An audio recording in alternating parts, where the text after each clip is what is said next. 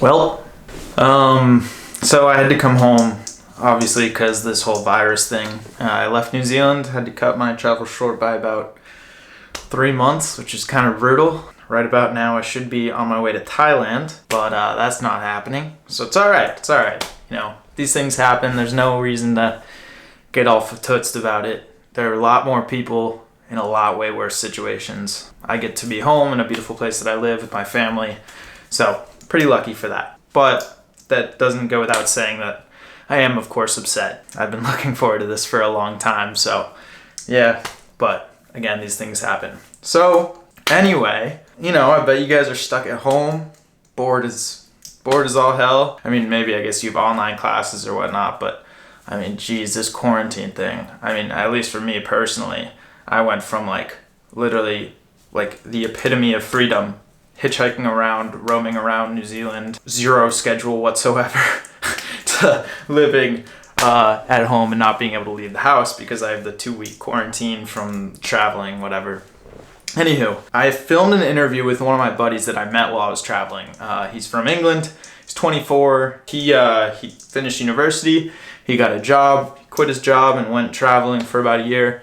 And kind of the objective of this interview was to give you guys a different perspective on what it means to just kind of do your own thing, take a different path. You know, you can do it.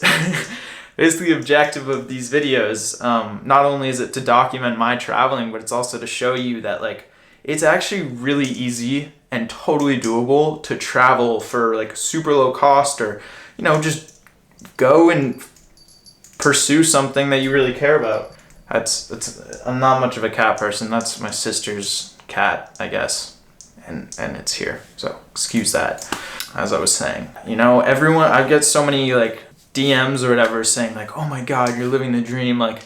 You're so lucky you get to go travel. And it's yeah, I am super lucky, but also I just lived at home. I worked for a few months, saved up money, and I was able to fund all this on my own. And that means you could totally do it too. So, I wanted to create a series of these of different people that are interviewed, but of course, things kind of shit hit the fan and things got really hectic, so I wasn't able to conduct any more of these. But I hope you enjoy this one interview that I was able to do with my buddy named Joe.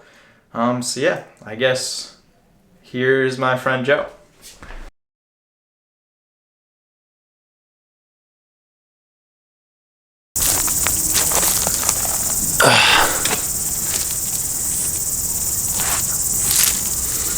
Perfect.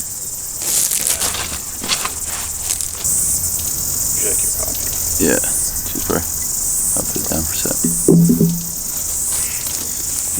Super sure. I've literally never done this in my life. I'd never let anybody video me. Well, okay. Hi, I'm Joe. I'm 24 and I'm from England. And I've been looking after Baxter for the last 2 weeks now. Fuck, it's taking its toll. Look at me now. Who would have thought it? Not me. You're not filming, are you? What? Maybe. You are filming, aren't you?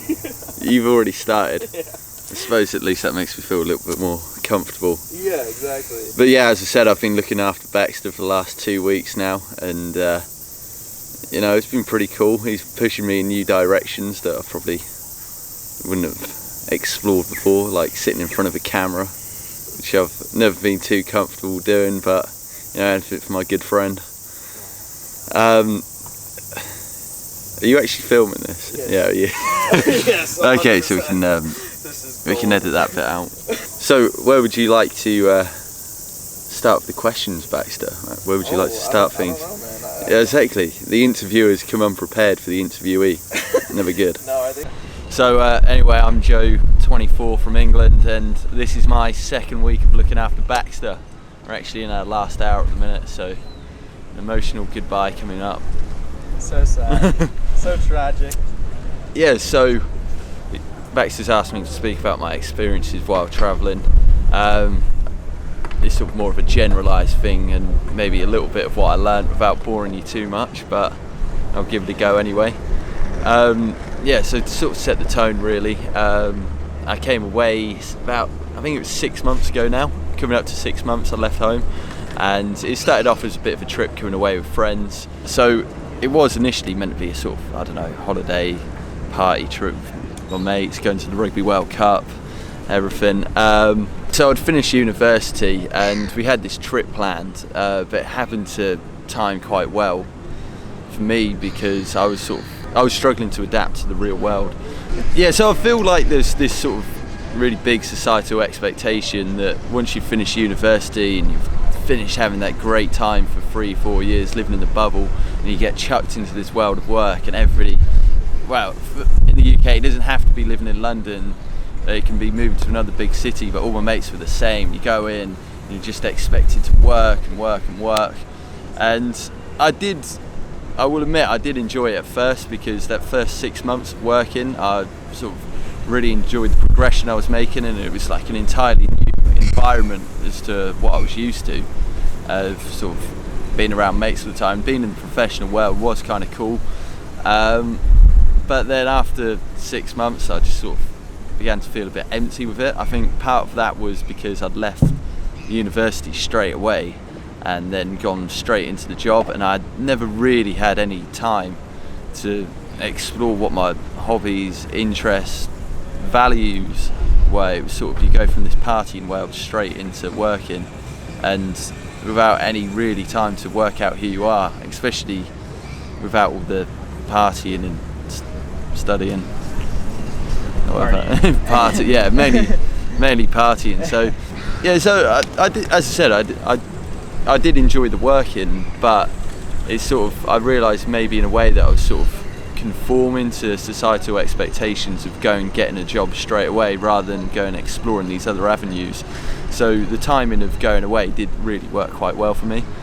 Yeah, and I feel like I was sort of increasingly unhappy with working as well, because I had no real time to go and explore my hobbies, interests, and what I really valued. And that's probably been the best thing about travelling for me, is that it's given me this opportunity to go and explore things just off my own back entirely. Because I would have probably put myself in the category before, as I'm sure quite a lot of young people would have, saying that I don't have any hobbies, interests, which is quite a sad realisation in a way. But I feel like I've been able to really explore yeah, so it's not just about exploring the hobbies, it's also exploring the values that you want to uphold, or a set of morals that you want to live your life by as well. What you care about. Yeah, exploring what you care about is, and like what's actually meaningful to you.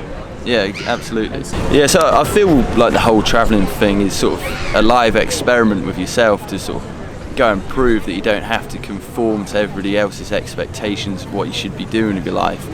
I mean, it's like a lot of things that you can read about them, and they say, well, you can read plenty of things saying that you don't have to conform or get a job straight away, but I suppose you never really begin to believe that until you go and see it for yourself. So I feel like the whole thing is sort of a big live experiment, really. But yeah, I feel like this is all sort of taking quite a long time for me to actually work out for myself, because I spent the first few months, well, I was travelling with mates for a while, so you all caught up travelling with mates. Then I had 2 months by myself where I would say I wasn't really embracing and enjoying my everyday life as much, and it was sort of, and at that point I was still sort of had this worry about what I was going to do when I got home, or like worrying what people thought of me or how I approached things. But then, I don't know, the sort of turning point for me was when my brother came away. He came and visited me in New Zealand for 2.5 weeks, and so he's never been out of Europe before, and he comes over and he stopped at Singapore airport for 10 hours, and the guy's taking like 50 photographs just in Singapore airport, and he's chucking them in the family group chat, and he's just like entirely blown away by the whole thing, which I found pretty incredible, because I felt like for them, especially them previous few weeks, that I'd just sort of been mooching around place to place, not really, I'd been enjoying certain moments, but I hadn't really been embracing everything there was to offer and sort of embracing all the experiences. So that was kind of a turning point for me, and I realised that I need to be more, I don't know, practice being grateful which again is another one of them things that people say it's the route to leading a happier life, but it all sounds like a kind of load of Buddhist bullshit until you sort of go and give it a go yourself. And so my approach to that was I just sort of bit the bullet. Would you say bit the bullet or bite? Yeah, I think I can say bit the bullet. And so it wasn't even a big bullet to bite, it was just biting that bullet. And so I gave meditation a go. I mean, I'm no expert, I still have no real idea too much what it's all about, but you know, I just took 10 minutes out of my day, started using a guided meditation app like Headspace, and straight away it gave me a clarity of mind, and I became to appreciate the space that I was in way more. So yeah, that was a real big turning point for me as well, because I knew what I needed to improve and just explored that opportunity avenue to go and do it. Yeah, so there was like a number of other things to address. In terms of confidence, I'd always been pretty confident at uni, and it was, I don't know, I suppose the whole party inside, and it's like a super social aspect. But yeah, I was sort of a bit lost when I started work, and then I don't know, my confidence was a lot lower, and I sort of lost the way to engage with people, especially without and what I found really difficult was going to introduce myself to people without drinking. But then I don't know, just being in hostels, and then you just have to chuck yourself into these situations and just speak to them. I think throwing myself out there and going and meeting new people has definitely helped me rebuild my confidence. But I feel like what's really helped me make better friends and meet new people and have much better conversation is actually the power of shared experience. So for example, previously maybe when I hadn't been, I don't know, going and doing as many activities, and you just meet people in a hostel, say in some remote place, it's sort of the conversation can quite often be, where have you been before? What countries you've been, where you're from? And it's just sort of, sometimes it can be quite limited to that, and you never really move beyond that point of small talk. But then I feel like when you're throwing yourself into activities, there's this whole thing of shared experience. So for example, I've met Baxter at a surf hostel, and I've met a load of other great friends there now. Is that there's that added thing of, we've all been surfing together or something like that, or you meet other people in different places, then you've gone and done the bungee jump in Queenstown. It's sort of, there's something about sharing experience that helps people move to the next level of friendship and conversation. So I'd definitely say chuck yourself out there and try and get involved with many things as possible. Yeah, just like finding your own. Yeah. And it doesn't even necessarily have to be like a sports or extreme. Yeah, absolutely. You can. It's just a matter of like, and if you don't know, and then that ties back to like, if you don't know what you like doing. Yeah, absolutely. I was in a position where I didn't really know what I enjoyed doing, and so I was quite fortunate I could go out and try wide variety of activities, and and even if I didn't enjoy it, it's still something that I can then talk about, like, and then you can appreciate. So say for example, I gave rock climbing a go. I mean, I worked out after a couple of days it's not necessarily for me, but then you have like an appreciation of what people are doing a lot more. You can speak to them for a while about it, and you find out what other people are doing with their lives, really. The ability to relate with others. Yeah. So it gives something else to talk about, then you can progress from there. Like me and Baxter have become friends just by talking about surf-related things. That's it. Yeah, I was talking shit about surfing. But, I mean, I think it's definitely nice to spend a bit of alone time, and sort of, because then you really have some space to work out what you're doing. But I think it definitely, travelling with people, meeting new people is definitely the way forward, because I mean, you can walk around places or do something, but it's nowhere near as fun unless you're doing it with somebody. So and there's just such a variety of people. I mean, it exposes you to so much different stuff. Yeah, well, I moved back to the point, so you go and meet people that are actually real life examples of the fact that you don't need to conform to what society's expectations are. So people can come out here and they decide, they have a real passion for travelling around, and they can work in hostels, work on a farm for a couple of weeks, but they know that they don't need to like rush and get a job, and you know, they're doing it, they're focusing around so they can keep traveling. And what's the harm in doing that? This, like, most of these people are still in their 20s, like even in their 30s, some of them. But I mean, it doesn't really matter. Yeah, how exactly. old you are. Because they're still gaining a lot of experience in what they're doing, and I mean, what's the harm in what they're doing? They're enjoying themselves, so go knock yourself out, enjoy it.